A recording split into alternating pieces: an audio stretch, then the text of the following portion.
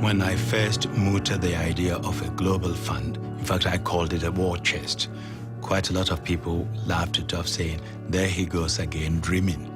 You know, and I love dreams. It always starts with a dream. Ask yourself, what do you need to live? Food? A home? A job? Your family? Love? And health. Without health, the others are not enough. It's one thing we all have in common. If we are in the same boat, then a hole at one end of the boat puts all of us at risk. Around the world, AIDS, tuberculosis, and malaria kill millions of people each year and handicap the development of entire nations. These diseases are not invincible. Far from it. But to fight them, it takes commitment, the right strategies, money, and leadership. The creation of the Global Fund was one of the kindest, most important things to happen to help improve people's lives. The treatment, whether it's for tuberculosis or AIDS or malaria, is saving lives, and that has a catalytic effect on allowing the community to take care of itself. In 2002, the Global Fund to Fight AIDS, Tuberculosis and Malaria was founded to bring massive amounts of new funding to the fight against these three diseases. There's truly an era prior to the Global Fund and an era after the Global Fund. When it comes to AIDS, in 2001, 2002, there was barely anyone on treatment in the developing world. Today, it is over 4 million people who access antiretroviral treatment, the life-saving therapy for AIDS. 2/3 of all international funding to fight TB and malaria, and nearly a quarter of the money used to fight AIDS, is now being channeled through the Global Fund. I think it's fantastic to see how money provided by donors turns into real help, real medicine, and save the life of real people. Through the Global Fund to Fight AIDS, Tuberculosis and Malaria, over 3,500 lives are saved every day. That's 1.3 million people every year. We can win the fight against these diseases. It's just a matter of galvanizing the funding and getting the political will to achieve this. Today, hundreds of thousands of health workers around the world are dedicating their work to saving lives with resources channeled through the Global Fund.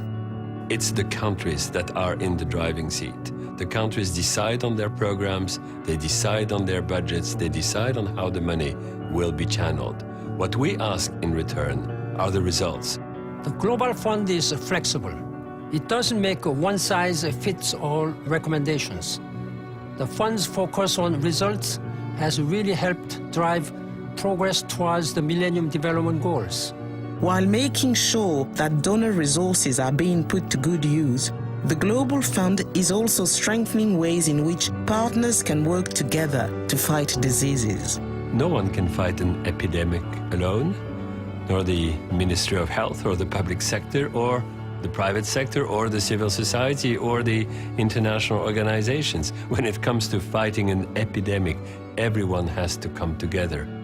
Well, the Global Fund is run very professionally. It sets big goals, it measures itself, it's constantly improving, and the injection of resources, expertise from businesses could help the Global Fund be even more ambitious. All of us can be proud of what we have established, what we have done, but more importantly, be conscious of what still needs to be done. There can be no let-up in the fight against AIDS, tuberculosis, and malaria. If we ease up, this disease will re-emerge. We either win this fight or we lose it. The success of the Global Fund is a test of global solidarity. If we are to achieve the goal of eliminating transmission of the virus from mothers to children by 2015, there is still a lot of work that has to be done, but it is within our reach. We can turn the tide on TB and ensuring that we've halted and begun to reverse the incidence of TB by providing access to treatment to those who need it. We also have the opportunity to end malaria deaths, Just like HIV, AIDS, and TB, we have the tools needed to prevent and treat malaria. Death by a mosquito bite, no. Not in the 21st century, we're not having that. These are very big and very bold and ambitious goals, but they're absolutely achievable.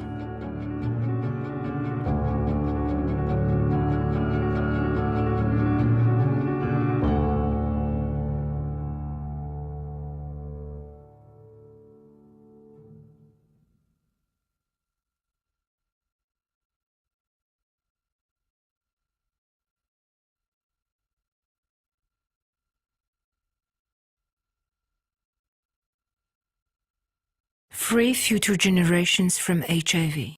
If you sign up, we can make it happen on bornhivfree.org.